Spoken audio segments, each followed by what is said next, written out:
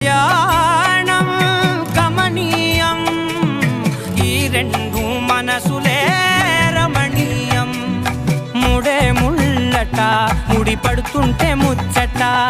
నాలుగు దిక్కుల కంట చూడ ముచ్చటైన వేడుకంట ఆ పంచభూతాల తోడుగా ప్రేమ పంచుకొనే పండగంట